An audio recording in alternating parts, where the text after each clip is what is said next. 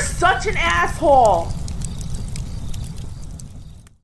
Happy's got an original request, and if you have an original request, you can always go to assholeconsulting.com, pay me money, and then I get to talk about what I want. And someone kindly paid me for one. And so, hang on. Did that just do the Zoomy thing? Did it do the Zoomy? Okay, it didn't. Thank God. So, and this one is kind of stirring around in my mind because I kind of, not that I took a break from my regular consumption of digital media, but I've been going more into the back to my roots, nerd video game, TVs, movies. So I've been binging on It's a Gundam and Nerdrotic, A Critical Drinker, and all those guys. And as you are all well aware, Disney has just shat the bed with the past, what would we say, 5 years of movies? Certainly with Marvel, with the overkill, and to almost a tone deaf level, has just forced politics that no one really wanted in our face. And you thought, well, maybe there might be a little bit of a turnaround. And then I guess Bob Iger came back, gave a speech about how no, we got to focus on people. We're going to focus on politics and profits. So I'm going to explain a little bit why that's not possible to do both at the same time. Essentially saying they're not going to change. Their politics is going to be part of their strategic plan going forward. But also where the stoic in me and the anger management guy within me, one thing I learned real quick was to give up hope when a person or individual just isn't going to change. And whereas you could consume a lot of material out there, whether it's Critical Drinker, It's a Gundam, or any of these movie critic sites, and saying they're trying to punish Disney or critique Disney. At the same time, rarely is criticism purely malicious. Rarely are you doing it just to hurt people's feelings. That's why people resort to calling names rather than making a logical or empirical argument. And that's what most people are doing with Disney. So it is like this constructive criticism. But in order for there to be constructive criticism, that implies that there's this little bit of hope that maybe Disney will turn around and start producing good movies like it used to. And I'm such a pessimist, and I'm not a pessimist because I've seen Humans. I'm like, yeah, they're pretty much all scum buckets. I don't really have any hope. And I think this, we certainly could continue on criticizing Disney if they come out with another Strange Worlds or just this toxic poison, just this garbage. Like, yeah, make fun of it, lampoon it. Hell, Disney has done one thing in one regard. It's enabled a bunch of content creators to make a living being movie critics because it's just so bad. But so I mean, yeah, there's this ancillary economic cottage industry that's arisen to lampoon Disney and all the other Hollywood movies making this trash. But I'd like for those of you who have any kind of hope, conscious or not, you're like, well, when are they going to make good movies again? I'm here to tell you they're not. They're not. And so come on a journey with me, if you will. And I'm going to give you my thesis here. And we're going to have to go all the way back to when Cappy was in business school. Because if you really want to know where all this woke stuff is coming from, where all the diversity and inclusion and not quality is coming from, you got to go back to about the 90s, which is when I was in college. And this whole diversity thing was just starting back then. Now, back in the 90s, the people who were going to college in the 90s are now the people more or less in charge. I know there's some boomers still in charge. I didn't shave enough for retirement. Yeah, we know. That's why you're still here and bothering us. But whereas Gen X has this kind of reputation, oh, like we're the bad kids, we're the cool kids, we're the independent-minded. That's just not the case in all instances. And I can especially say that because who do you think's been in charge of pushing this woke diversity crap this entire time? If you look at all the heads, what is it, Kevin or Paul Feige? Which one is it? They all mention these names. Who's the bitch that ruined Star Wars? I don't forget her name. These are all Gen Xers. And where they got it from, at least the seed, the kernel that was planted long ago, as we saw, it was they started to come into, diversity. And most of us kind of like, yeah, whatever, okay. okay, Professor Pothead, with you like never work a real job in your life. Okay, Professor Marxist, we just want to get our degree and get out of here and go work. But some people believed it. They actually believed it. And if you look at the quality and the caliber of people that go into business school, who, for better or worse, by group selection, by selection bias, are going to end up heading up your corporate departments. Most people who major in business, especially people who get MBAs, are lazy, worthless, amoral Fs. They have no, what's the word I'm looking for? Moral compass, as Dennis Prager likes to say. And so they will go with whatever is popular, especially if it means less work. Like if you're an accountant or an engineer, you got to do real work. But if you're in marketing, you just, oh my God, now we see it very painfully clear. Is June Gay Pride Month? Is that June? I don't know which. Oh my gosh, they just plaster all the billboards with the rainbow flag, or now more modernly the trans flag. They're like, every corporation puts on blackface when it is African American history. That's February, I believe. All right. And to people, just the slightest bit of intelligence, dude, you're just placating. You're just trying to get their money. You're scum. They don't care. That's a marketing strat. What is it going to get us money? Ooh, I can make it look like I'm productive in doing something. Not to mention now, and I didn't mean to go this deep into it, but while we're here, let's make this very important point about marketing.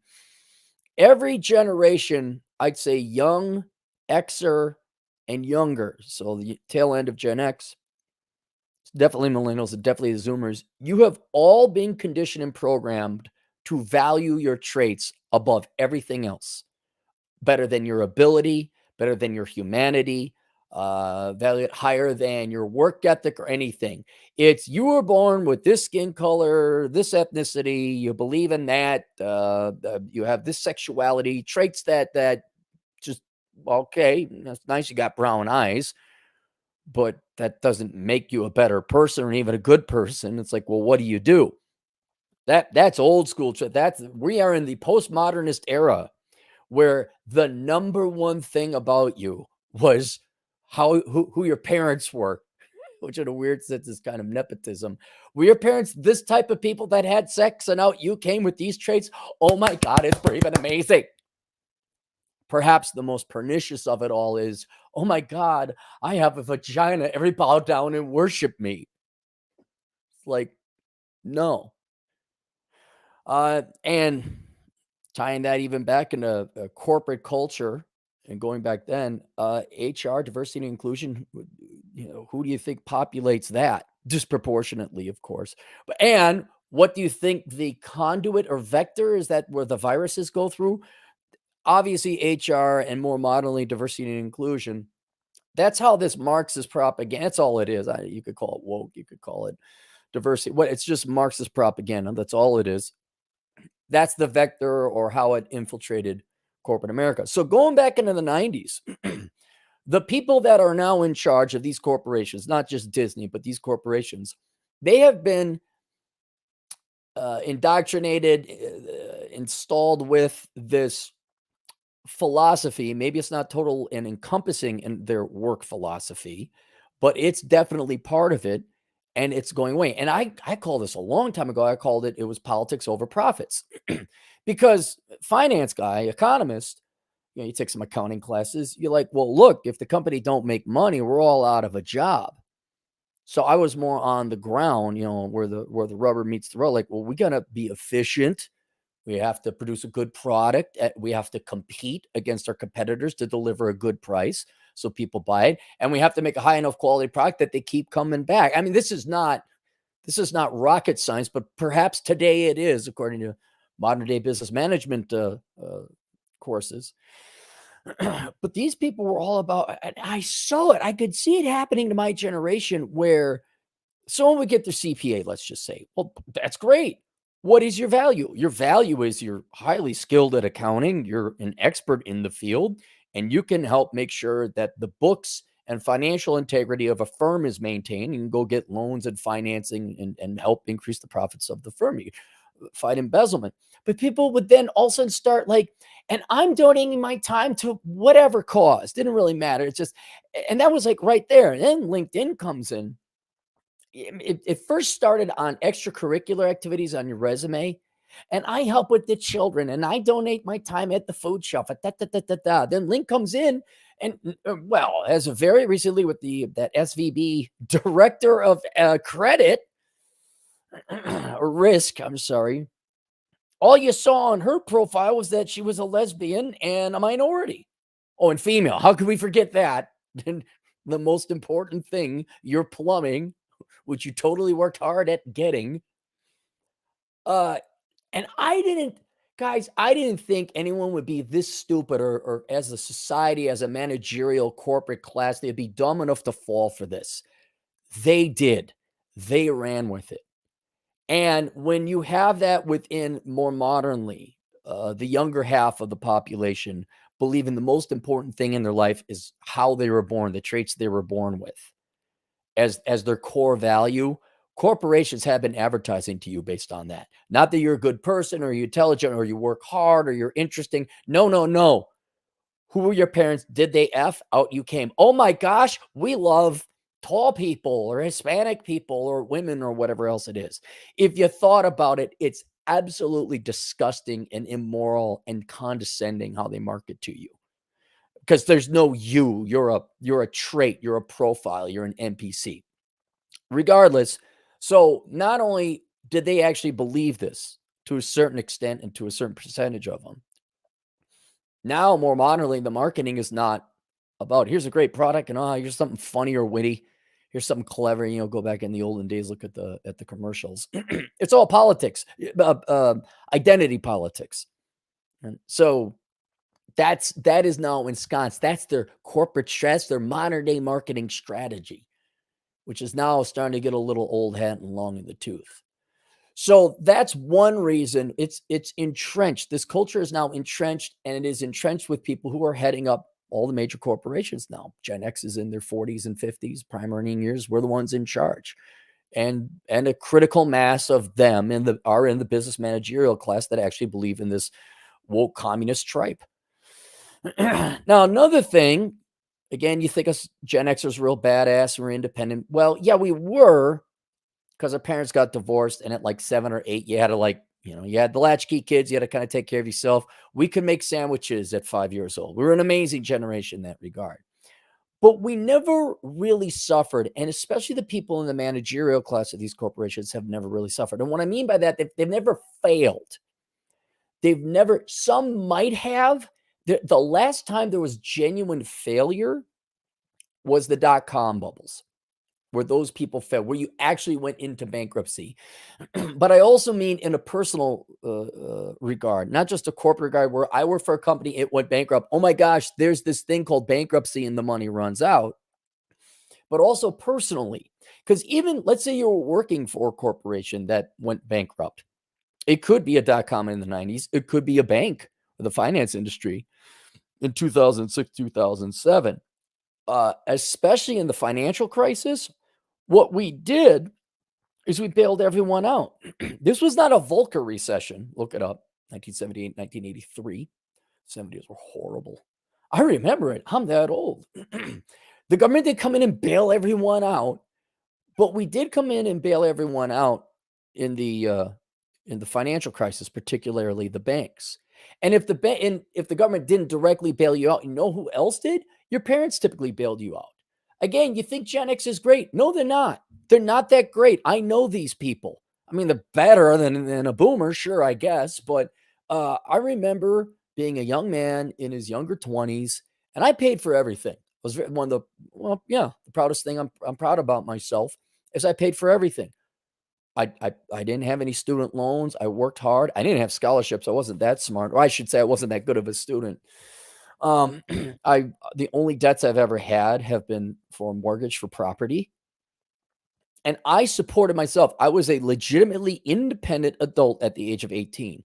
Meanwhile, friends who I don't besmirch them, but people I hung out with to go to parties, these guys and gals would be pulling up with brand new cars. They'd have these fancy downtown apartments. And I knew just in having to support myself, there was no way they were affording that either with a bank loan or the parents bailing them out and helping them out. And gosh, like 80% of the time, well, dad kind of helped me out with the car. What do you mean help out? Well, I mean, like he makes the payments. Well, that's kind of like a free car.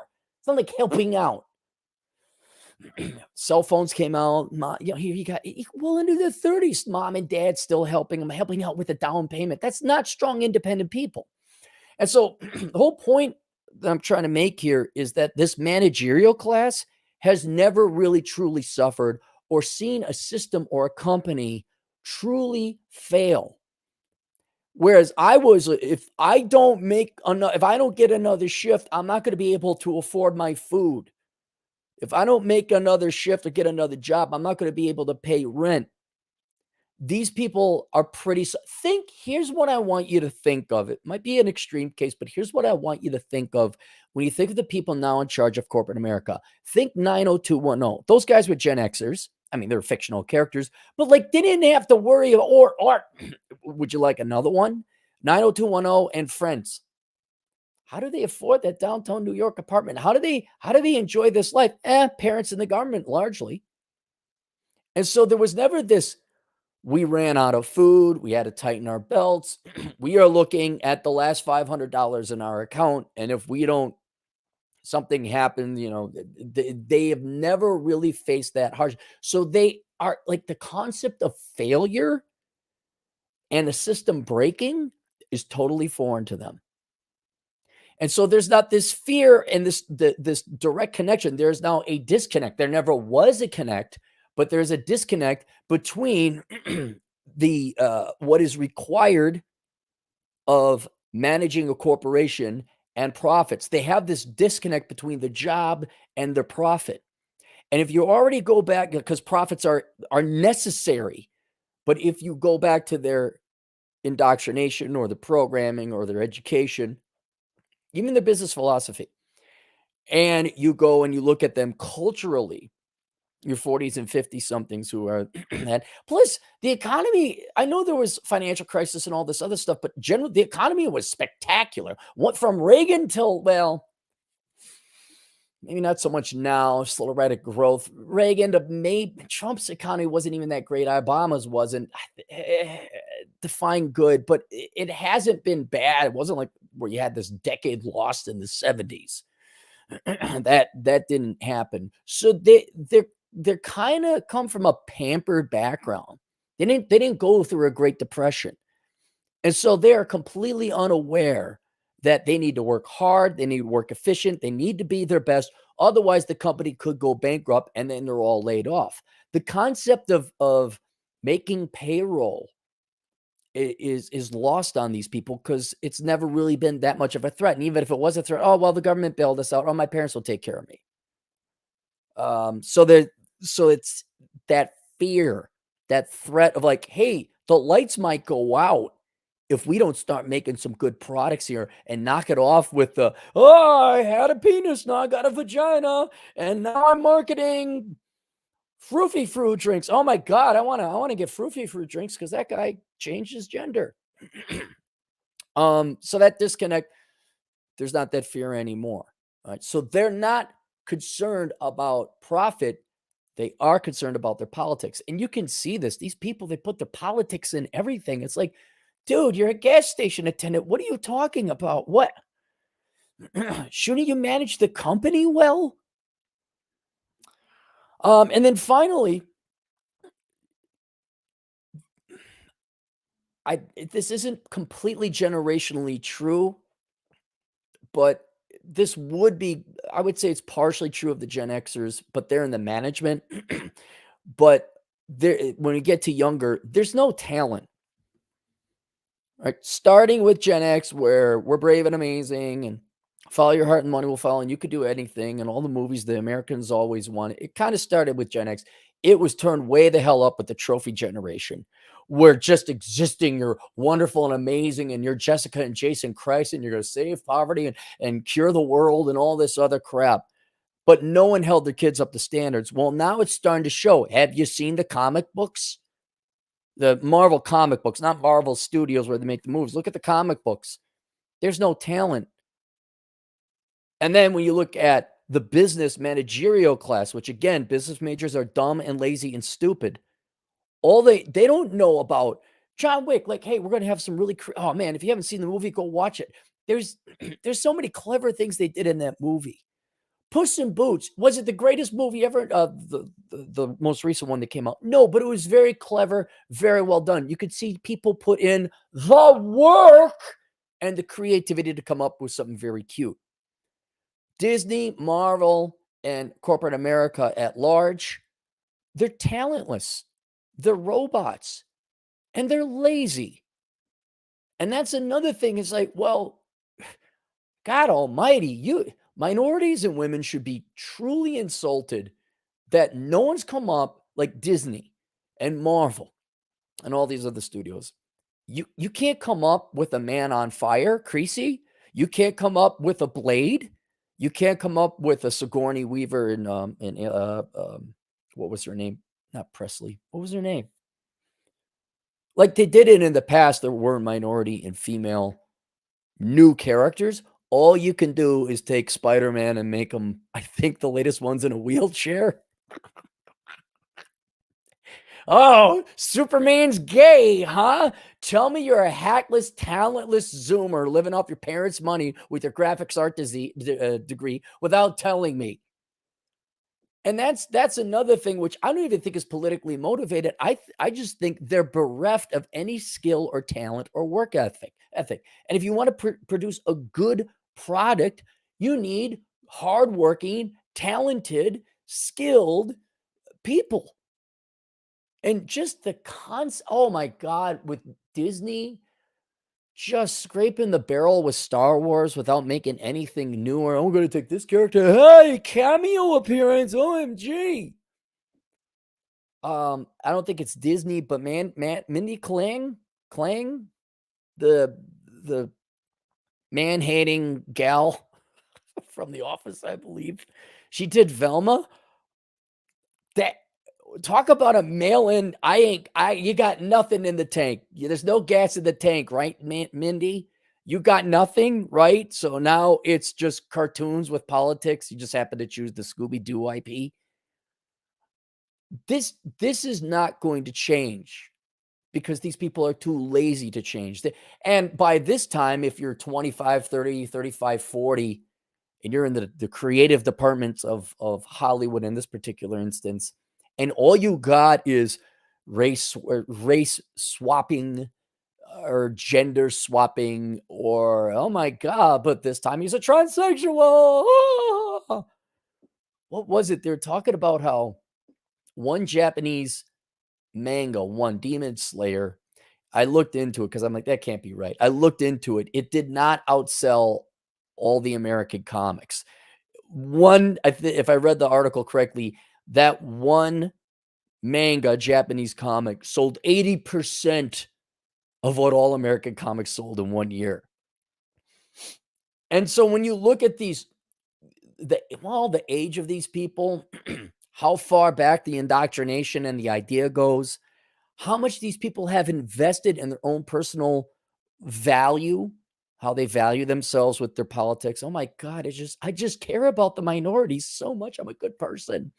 Or I'd even say hatred in some of these cases, or laziness and sloth, and not putting any freaking effort into your skill or your trade as an artist, starting as a young person, like a teenager to about 23, 24, 25. It's like, okay, you should be drawing pretty well, know this Cal Arts crap, and you should come up with something new and original, like a very interesting story. No, it's never coming back. Disney is never coming back. There's no incentive. There's no wherewithal. The corporate management team is indoctrinated to a point they lack the ability to go back to basics of profits and efficiency, which would mean you have to create a good story with good characters and good filming. Just have to create a good product. And then also, let's just not forget the universal laziness and talentlessness of Hollywood in general. And these people are not going to get work ethics. They are at heart socialists. They don't want to work. That's it. I mean, they were raised up to believe, well, you could do whatever you want. Follow your heart and the money will follow. Okay, I go draw work for Marvel Comics now. And it's crap. And it shows. But these people are not, they're not going to watch this video. They're not going to listen to Critical Drinker. And they're not going to listen to Nerdrotic say, hey, wait a second here. I mean, even the CEO himself, we're not changing. No, we got to think about diversity and inclusion and all that. I'm paraphrasing his speech. These people are not going to change. They're not changeable. They're going to do this forever. And the only way Disney or any of these other companies are going to change is when they go bankrupt or they perform so poorly. And there was a little bit of this happening. I think someone tried to buy himself a seat on the board. He bought enough shares on Disney. But if these companies perform so poorly that they start losing money or they're not making anywhere near the profits they used to or they're expected, some kind of corporate raider or a hedge fund is going to come in. They're going to buy them out and say, you're all fired. And now there's a complete and total culture change. In other words, the only thing that has value anymore is the Disney logo or brand name. And they're going to come in and are like, we're going back to basics. Because the previous generation or two even of managers they didn't even know the concept of bankruptcy. They don't know the concept of profit. And they're up there at their own asses so far. All they thought about was politics because they weren't aware of the concept of profits. And so until that happens, either these companies go bankrupt because they run out of money, or their profits go down so much that now you could pick it up and someone comes in and says, nope, you're all fired. And now we're reintroducing really good movies again with talent. I would not have any hope or expectation that Disney or any of these other companies are going to be top performing corporations in terms of the products and service they provide to society. And, I've said this before. Yeah, there's occasionally good movies out there. Obviously, John Wick 4 is one of them, Puss in Boots. I liked Operation Fortune. I mean, there's good movies, but just be thankful that at one time, Disney and all these studios did make great movies. You can go and binge on all these movies in the past. There's foreign countries, other countries by default foreign, who make great movies. I'm getting into some Japanese dramas, even going back as far as some black and white ones. You don't have to watch this train wreck. You don't have to watch this person slowly dying of cancer. The cancer awoke. You don't have to watch it. You just go on. Okay, you have fun. Oh, look at the widow movie they made over at Disney. Oh, he's so cute. He's so cute. Yes, it is. Yes, it is. Mom takes this crap drawing and puts it up on the refrigerator, except that instead of a 3-year-old, there's a 33-year-old that came up with this crap movie. Like, you don't have to, but I would say give up the hope, give up the expectation, and above all else, try not to get frustrated. Like lemonades out of lemons. I go to anger management and I try and look at things like a certain way. I have gotten way more joy out of tuning into It's a Gundam, Nerdrotic, Edemion, Critical Drinker, all these other people, because that's more interesting than the movies themselves. It's a fascinating, like, you can witness this happen in real time. So that's the benefit that you can get out of it. Like, man, look, this is going to be a case study. You're witnessing history. You're looking at when a political ideology and a complete and utter lack of training and work ethic is going to destroy what was once a global pillar of excellence, beauty, achievement, art, happiness, entertainment. And you like to see it, but it's going to go. It's not. But in the future, maybe that might change. But don't let it ruin your day. Don't Disney did the thing that Disney does. Like, yeah, they did the thing that they did. Another piece of political propaganda that people are completely unaware of. It doesn't result in a profit. Well, there you go. So I don't think Disney will ever go away. I think the brand is too valuable. Just like my favorite restaurant, Perkins. That went bankrupt a couple times, but they keep on going. So maybe in my lifetime, maybe in your lifetime, we go through this cycle. But in the here and now for the foreseeable future, no, Disney's it's dead. There's nothing to watch it to. What are you going to watch? Oh God. The Marvels. I can't I can't wait. I That's gonna be fun. That's gonna be real fun. So, yeah, so there you go. All right. Link below is a book you may enjoy as you see all your favorite childhood things get shat upon. It's called Enjoy the Decline. That's linked below. And yeah, let's go to the super chats here if we happen to have any. Today's super chats goes to a Jimmy John sandwich. Technically an unwich because there's no carbs in an unwich. Hen clogs, $2 for a super sticker. I don't see what it is, but thank you anyway, Hat. Dung is fun, $5, Cappy. Do you use a razor to shave your face or electric razor? If you use an electric razor, use baby powder. You will be amazed how close it gets. Interesting. Interesting. But see, Dung, you present to me a very interesting quandary. That's yet another bottle of crap that I don't need in in the Southern Command. Because the GF is down here now. And I don't know if you knew this about women. They like taking a zillion bottles of crap and just putting them all over the place.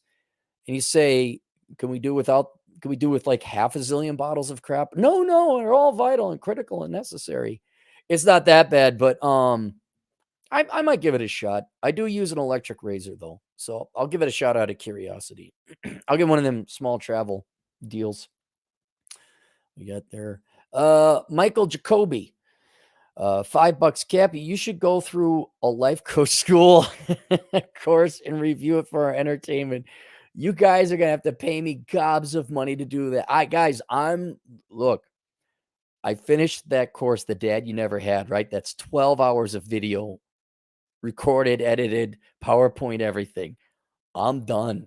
I'm taking some time off. I'm looking forward to just doing original videos, Cappy's originals, some podcasting. I think the sun is finally coming out here in Vegas that I could go hiking and ride my motorcycle. I don't want to go take a life coach course seminar. I really don't. I really don't. Lots of money. Lots of money. Be strong, $5. Do you think the left will ever try to get transracial to become a trend like they did with transgender? Kind of like Rachel Dolezal? No. I think because race is it's the second most important trait to the left's political strategy. Sex, I would argue, is more important to them. To divide the sexes is more important to them than dividing the races. But it's still it's still very important to them. And if you started saying, well, Rachel Dolezal, who is obviously faking being a black woman, it's a white woman, look them up if you guys don't know who she is. You will alienate an entire race because that's not true. That's not a thing. Well, now you make the point though. Women are now getting attacked for daring to speak out against trans athletes participating in their sports. They're catching flack there. I don't know, maybe. The insanity seems to never end. I just don't think it's one of their crown jewels. That's the word I was looking for. I don't think the Latino community hates the word Latinx. They hate that. I think they're going to cross a line, and I think they know where it is, and they're not going to do it. But I don't know. Maybe we could all start identifying as transracial. Dung is fun, $2. The Sadness is a Korean film. You might like it. Yeah, I do have some Korean films list. I got a list. And I'll enjoy that. Is that it? I think that's it. Well, you're caught up. We caught up. All right, that's it. See you guys later. Toodles.